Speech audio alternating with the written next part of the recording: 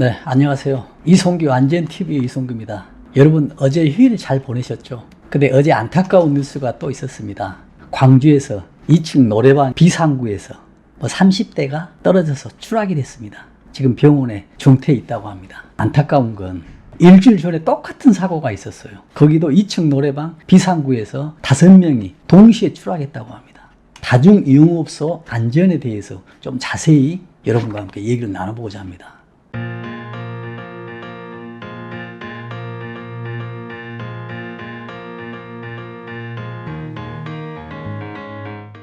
여러분, 다중이용업소 아시죠? 여러 사람이 다중이 이용하는 업소입니다. 식당, 학원, 고시원, 노래방, 목욕탕, 다중이 이용하는 업소거든요. 그래서 이 업소에서는 만약에 사고가 났을 경우에 굉장히 인명피해가 커요. 대형 사고가 발생할 수 있거든요. 그래서 정부에서는 다중이용업소에 관한 특별법을 관리하고 있어요. 그런데 이 법이 제정된 이후에도 사고는 계속 일어나고 있습니다. 그래서 최근 몇 년 동안에 다중이용업소에 관한 특별법이 개정이 됐어요. 그래서 그 개정된 법이 어떻게 개정됐는지 여러분과 함께 자세히 한번 보도록 하겠습니다. 여러분, 2013년 2월 23일에 발코니와 부속실의 용어가 나타납니다.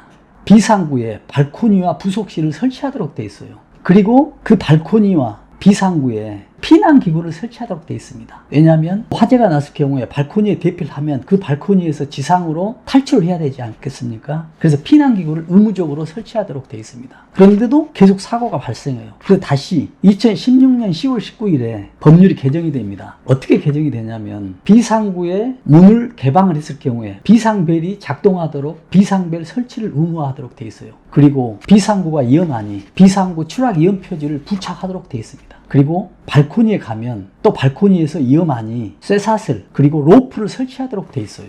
2016년도에 이렇게 개정을 난 이후에도 또 사고가 납니다. 왜 사고가 나냐면 2016년도에 법률 개정된 이전에 다중이용업소가 개업을 했을 경우에는 2016년도에 개정된 법을 조촉을 받지 않아요. 그렇기 때문에 2016년도 이전에 개업한 업소에서는 사고가 훨씬 더 많이 나겠죠. 그래서 또 2017년도에 법을 개정을 합니다. 어떻게 개정을 하냐면 2017년도에 법률 개정은 모든 다중이용업소에 대해서는 비상구에 대해서 안전장치를 법률대로 하도록 규정을 하고 있습니다. 5년이 됐든 10년이 됐든 20년이 됐든 다중이용업소에 대해서는 모두 비상구에 대해서 안전장치를 설치하도록 하죠. 굉장히 의미 있는 개정이죠. 그러나 바로 법률 개정을 해버리면은 그동안의 법률에 적합하지 않은 업소에 대해서는 장치를 설치할 시간이 필요한 것이죠. 그리고 법률 적용에 대한 위법성이 좀 있기 때문에 2년 동안 유예기간을 줍니다. 그래서 올해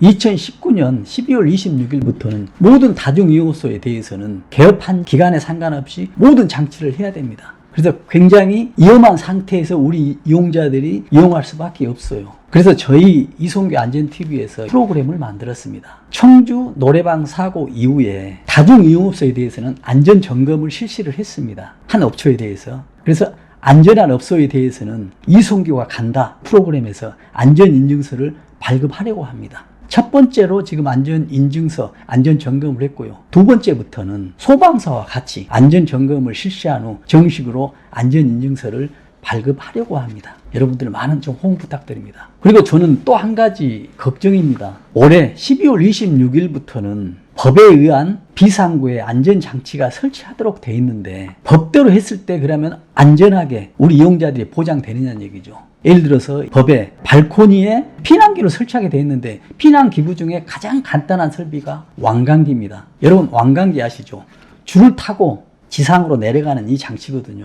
그런데 여러분 시청자 중에 얼마나 많은 분들께서 왕강기를 이용해 본 적이 있으십니까? 왕강기를 이용하는 게 어려울 뿐만 아니라 왕강기에 의해서 지상으로 탈출할 경우에 그 무게 중량에 의해서 발코니가 버틸 수 있는 힘이 있는지가 굉장히 걱정이에요. 그래서 여러 가지로 이제 걱정이 되는데 그럼에도 불구하고 우리는 최소한의 안전을 지켜야 되기 때문에 여러분은 꼭 이거는 명심해 두셔야 됩니다. 우리가 다중이용업소를 안 갈 수는 없어요. 그렇지 않습니까? 식당 안 갈 수는 없잖아요. 목욕탕 안 갈 수는 없죠. 그래서 4층 이하에 대해서는 피난기구, 발코니, 비상구 이런 것들을 설치하도록 되어 있습니다. 5층 이상에 대해서는 별도 피난 계단을 설치하도록 의무화 되어 있기 때문에 5층 이상에 대해서는 이번 비상구와는 별로 관련이 되고 있지 않아요.